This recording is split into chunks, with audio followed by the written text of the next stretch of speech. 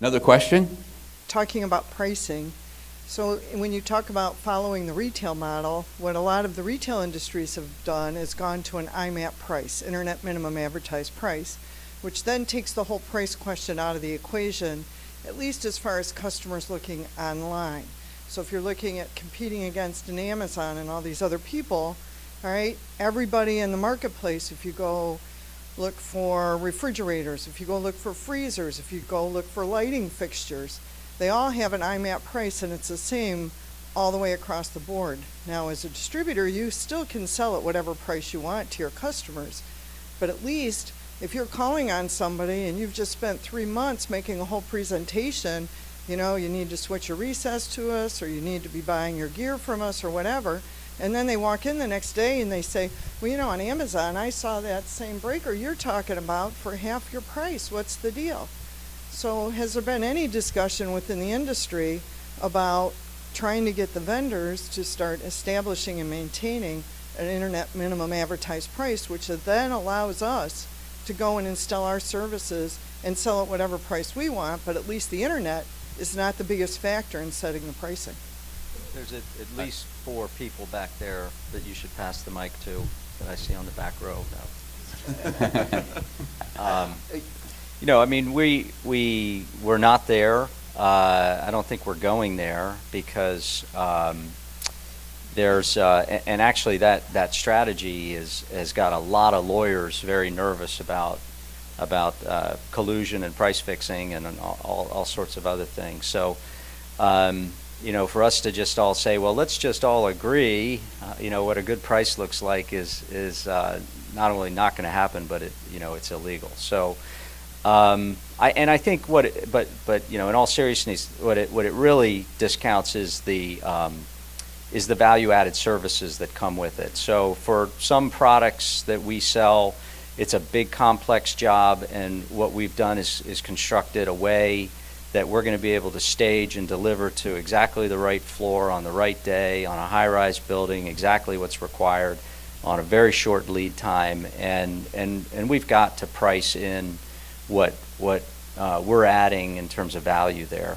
My comment on pricing was really around as we all become more digital, there is a back and forth between contractor and distributor, between distributor and manufacturer. And it's time consuming, and it could open the door for disruptors to come in with much simpler strategies and work on volume and basically bring down the margin opportunities in the industries, which I think would continue to limit our ability to add services, technical services, physical services in terms of delivery.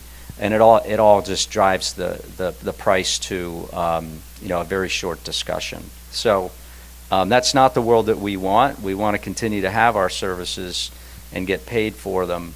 But the complexity in the quoting process and the complexity in the SPA process, I think we've got to overcome either by digitizing it or just simply simplifying it.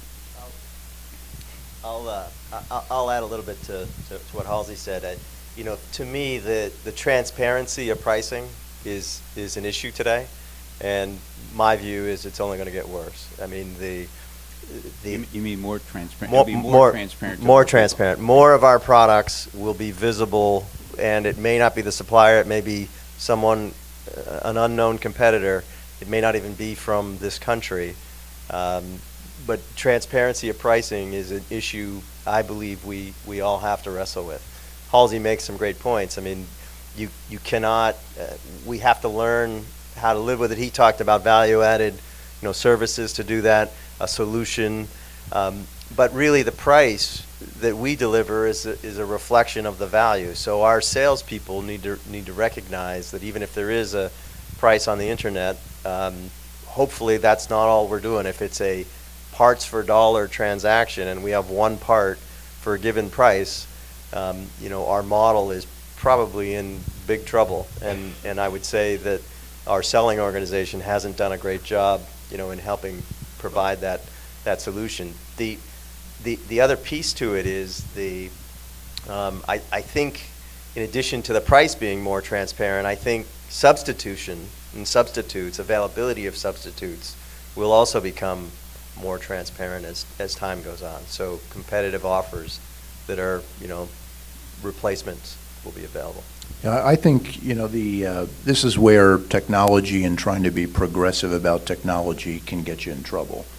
Because as an industry, I don't know that we want to do anything to accelerate the availability of pricing online. But we have to be in a mode perhaps of fast following, which is certainly Samsung's strategy in a lot of ways when it comes to product development, but I don't know that we want to be on the leading edge of pushing anybody to put more pricing online, because no matter what industry you look at that has gone down that path, it typically does more damage to margin than it will help. The other aspect is it further accelerates customers in being taught that you should just interact electronically and not through salespeople. So I think part of our dilemma or challenge as an industry is how do you give customers something that approximates that very immediate response and immediate gratification when they need information, but does it in a way that they can actually have a human interaction where you get a chance to influence their thinking, where you get a chance to ask enough questions about what they're doing to figure out how you can position some of your value. So, to Brian's point, you get a chance to explain your value proposition. But the customer has to agree that there's value, and that's what That's the this issue. transparency is not going to go away, and it's going to happen fast, and we can't really slow it, and we've tried to, and we see it happening. So we're on a struggle with this, but it does come down to the customer accepting that there is value. What we've often sold as value, I think this is our opportunity in this customer intimacy kind of talk, is to get back to those customers and find out, is this really valuable to you? I have to weigh in on this. Please do. In our consulting company, we have actually worked with, not in this industry, but in other industries, we work with manufacturers, and the legal environment has changed a lot. And a manufacturer has the ability to actually sit and control minimum resale pricing, maximum resale pricing, but here's the problem, and we look at this transparency problem, and it's hard. It's people call it the race to the bottom. I think we're looking at it wrong. I'll give you an example without naming a company. We had a company that had a technical product, and the distributor was supposed to stock inventory, have technical specialists. They had, it was a complex product, and they had a bunch of internet resellers, right, that would sell it cheap, and the distributor said, why do I carry inventory? Why do I have the technical support if it's all going to go away, right? The manufacturer required it. So they went in and they forced all the internet resellers.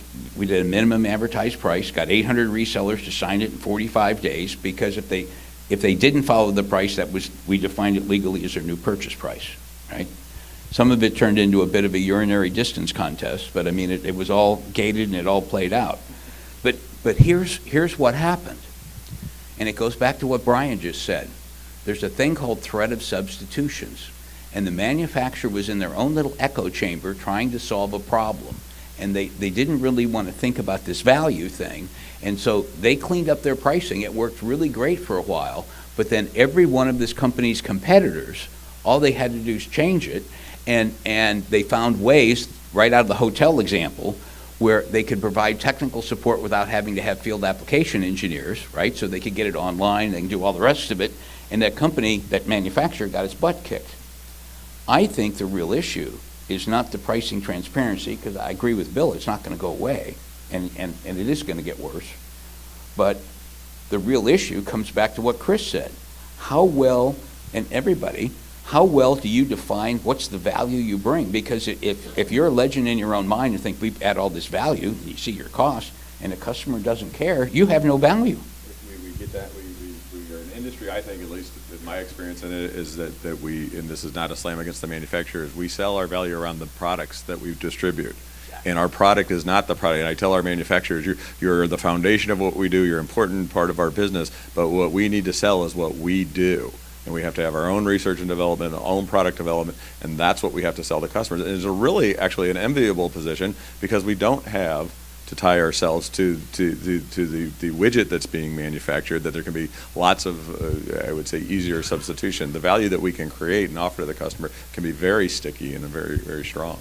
But to me, one of the powers in this business that the manufacturers don't like is that this is classically defined, not 100%, but this is channel-led business versus brand-led business, because many customers choose the distributor before they choose the brand. And if the distributor changes the brand, they're going to buy, because that relationship, this is the person that worries. I want to have this distributor that's going to take care of me. And if the distributor changes the brand, I know they're not going to mess me up because I'm really important to them. And so how many distributors, in terms of the research and development, actually manage their brand? And a brand is a customer promise. How do you actually measure how well you're performing that? And for you young people in the room, you'll learn this, as you'd say, in the industry for a while. Sometimes your salespeople make things up. Really. So, go back to your question of which businesses are you at risk of losing? Because I think that really is the right question. What positions can you take that are defensible that you can continue to build on and add value, and then put your investments in there? And I think we're at that flex point in the industry now. As I said back in the early 90s, you lost the 3232 receptacle that's going to be sold through a big box retailer. We still sell them, but it's because they're in the right place at the right time. There's something extra about that, and to a different group. So that's where we need consultants and people who can think strategically to come in and work with us on that. And by the way, consultants make up a lot of this as we go along. Just don't spread it around to anybody. Well, but the part is it's I think it goes back to what Bill said. You have to spend some time thinking about all of these things, and when you're running a business, you don't have the resource. So an awful lot of what happens, if you look at consulting, it's a bandwidth question more than a competence, and then you're actually the issue's bringing data in instead of stories. Bringing data in instead of stories. John's got another question. Sorry, I mean, we could have gone on for another hour on that one. We still are.